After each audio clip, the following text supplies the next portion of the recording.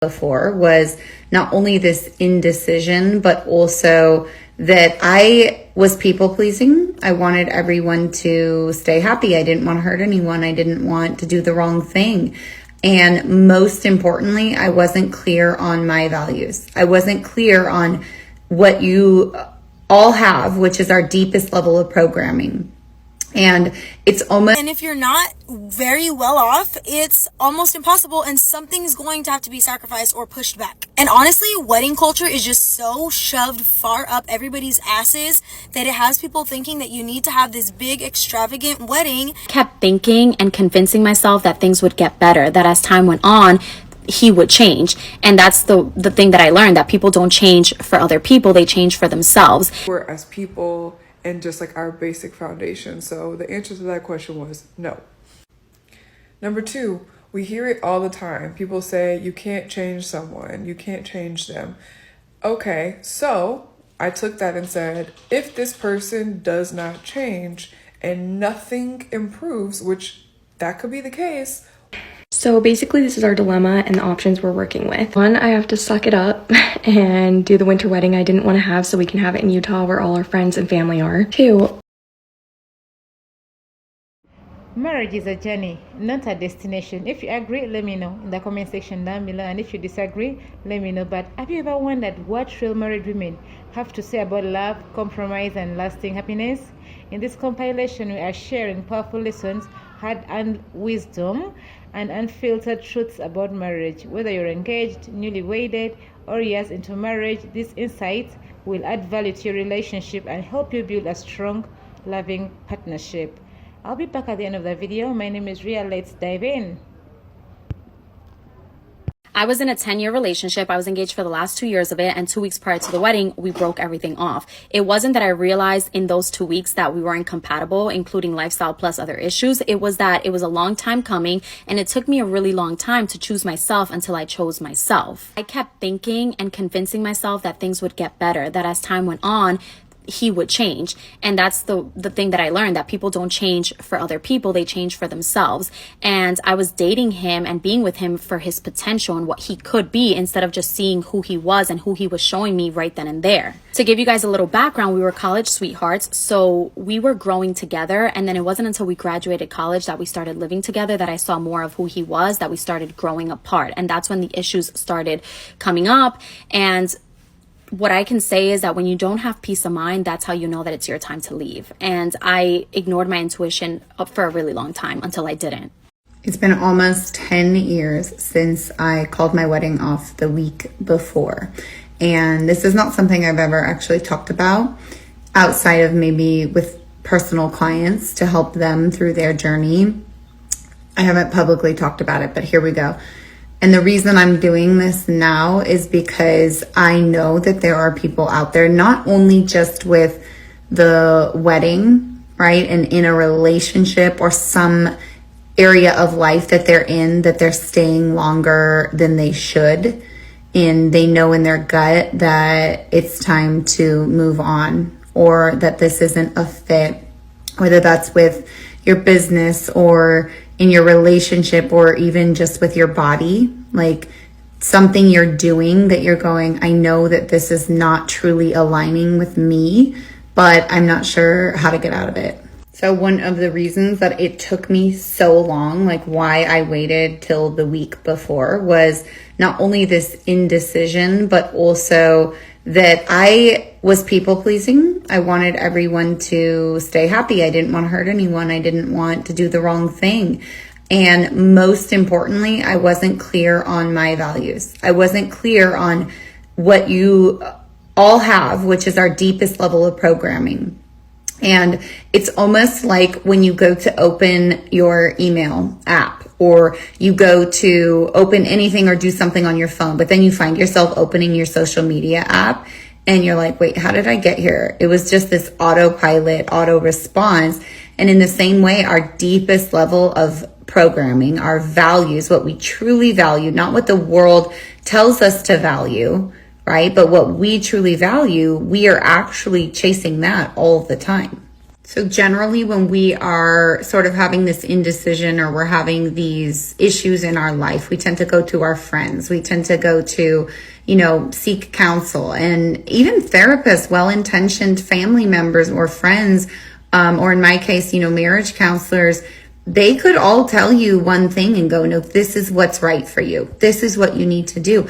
But at your core, you know what it is that you need to do.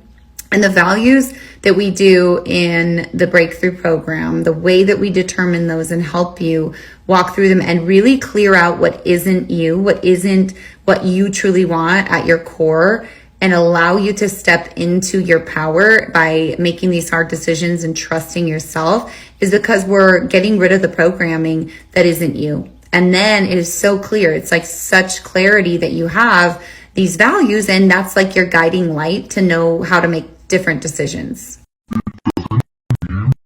Like the dress and things like that to me are kind of a big deal. I quickly realized that September was just going to be very difficult to get everything that I wanted. Planning all of the little intricate things was where it was going to be very difficult to do by September 10th. So I canceled our September 10th date. And of course, everyone's question is why I don't have a new date set. And the answer is because I had one non-negotiable with getting married, and that is to not have it in the winter when it's freezing freaking cold.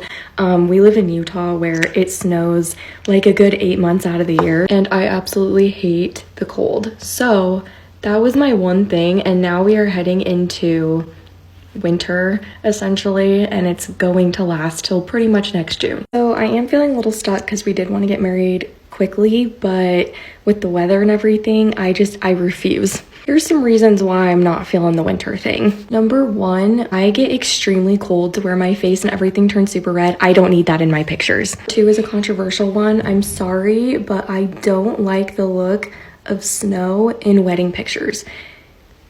It's boring to me. You're just seeing a bunch of white. It blends in with your dress. Personal opinion, not a fan. The last one, living in Utah for so many years, I am very, very used to the snow and I'm sick of it.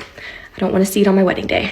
So basically this is our dilemma and the options we're working with. One, I have to suck it up and do the winter wedding I didn't want to have so we can have it in Utah where all our friends and family are. Two, both of us have a lot of family in Arizona. He specifically has his parents down there, so we could do it in Arizona. The thing with that is not everyone of our friends or family or whatever will be invited or be able to make that trip. I mean, it's kind of a distance.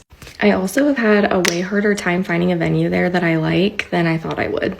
Third option is California. He does have his sister living there right now, but we don't have any other family living there, so it's going to be a lot more expensive to get everyone there, and then also getting a place for everyone is going to be chaotic. I have a huge family, so I don't know. I can see why people just elope because this is not for the faint of heart. Let me know what you guys think about all of this. It's just been crazy, and I will see you in the next video. Bye! 5 years ago, I called off my wedding 6 months before it was to take place. Everything was paid for. Everything was planned out. All the deposits were paid, and I could not bring myself to send out our save the dates. And that was because I knew deep down in my heart that I could not marry this person. So when I was finally faced with the decision on whether I was really going to marry this person, I asked myself a few questions. So here are the questions that I asked myself that helped me realize that I had to step away. I'm going to give you short tidbits of what I'm going to share in a much more expansive version later, but here are the tips and the questions that I asked myself that helped me decide I can't do this. Number one, could I live an authentic life with this person in harmony? For me, the answer was no, because we were on two different pages when it came to who we were as people and just like our basic foundation. So the answer to that question was no. Number two, we hear it all the time. People say, you can't change someone, you can't change them. Okay, so I took that and said, if this person does not change and nothing improves, which that could be the case, would I be able to be happy? My answer again was no. I then also thought about weighing the good and the bad, right? Like, okay, everyone has things, right? No one is perfect. I'm not perfect. I can't expect my partner to be perfect, or my, whatever you want to call it, my ex to be perfect. But were the good things about him worth the bad things? I don't want to say about him, but just in the relationship that I had to deal with. Again, the answer was no, it wasn't enough. Main reason why it wasn't enough was because a lot of the good things were kind of superficial, and the things that were not working were much more like fundamental, like foundational types of things. So it just didn't measure up. It didn't balance itself out. Another huge thing for us was we were just on two different pages about how we wanted to live our lives. And I thought to myself, okay, if you decide to just live the life that he wants, would you regret the life that you're giving up? And my answer was absolutely yes. I would regret it. I would regret just going along with what he wanted to do instead of living the life that I knew that I wanted to live. Now, the next couple of questions that I asked myself were kind of similar, but I still wanted to make sure that I was asking them piece by piece to not overwhelm myself and to kind of give myself a bigger picture. So the next question I asked was, did I want to raise children with this person? And the answer again was no. The main reason why, again, because we were on two different pages when it came to the basic, like foundational things. Like our priorities were not on the same page, and our beliefs were not even on the same page. So I just couldn't see how I could raise children with someone when we just had very different perspectives on basic things like that. And kind of adjacent to that question was, could I trust this person to lead my household? I am a very progressive woman. Okay, I'm a lawyer. I'm very career oriented and very independent, ambitious, all of these things. I'm always taking initiative. I have my own business. I have my own law firm. So I'm used to being a boss. I'm used to making decisions. I'm used to doing all of these things. But do I want to take that into my relationship, into my home? Not necessarily. It would be really nice if I could be with someone who I could allow to lead me. But in order for me to do that, I have to trust that you're going to lead me to a place that I actually want to go. And so when I thought about that, I was like, no, I don't trust this person to lead me somewhere that I actually want to go. And so I had to cut it off. And that's what I did. Hopefully this helps you. Or someone else that you might know. Share this with someone who's grappling with this decision or something similar. Even if you're just meeting someone, these are kind of good questions to ask when you're dating. If you're dating seriously, right? Like if you're just having a good time, sure. But if you're dating seriously, I think these kinds of questions are questions that had I known earlier to ask, I would have. And I know that I wouldn't have gone as far as I went with that person if I had thought about these things. But I didn't really grow up with parents that were telling me, like, these are the things you look for. Because I don't even know if they knew, And so I've learned that these are the kinds of questions that can really help you determine whether or not you're making the right decision when it comes to marrying someone.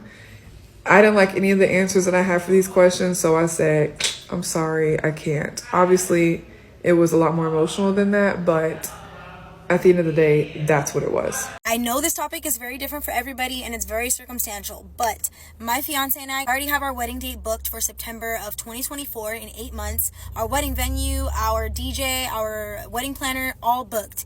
And we are very close to eloping. You truly do not realize until you are planning your own wedding how expensive and overpriced a wedding costs. And when you throw in wanting to buy a home and start a family and just things that are really, really big financially, it's a lot. And if you're not very well off, it's almost impossible, and something's going to have to be sacrificed or pushed back. And honestly, wedding culture is just so shoved far up everybody's asses that it has people thinking that you need to have this big extravagant wedding in order to feel like you're married. And although we already have our venue booked and basically everything for this wedding booked, we are so close to just calling it all off and eloping and just having our very, very close family and friends there, and that's it. So yeah, there's a lot happening, but I will keep you guys posted as far as what we decide to do. Again, I know this is it could be a controversial topic, but I just want to share with you guys because I did already start to share the wedding planning process with you guys, and I want to be really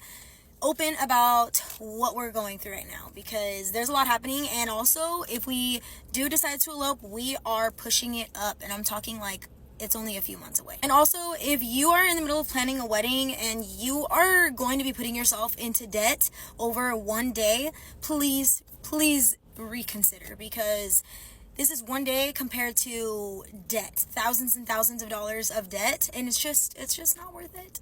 It's your life, do what you want, but take that all into consideration. Marriage isn't perfect, but the right lessons can make it beautiful. What's the best marriage advice you've had today? Drop the comment in the comment section down below. Like and share. Follow for more relationship wisdom. If you find this video of value to you, please consider subscribing. Till next time, bye.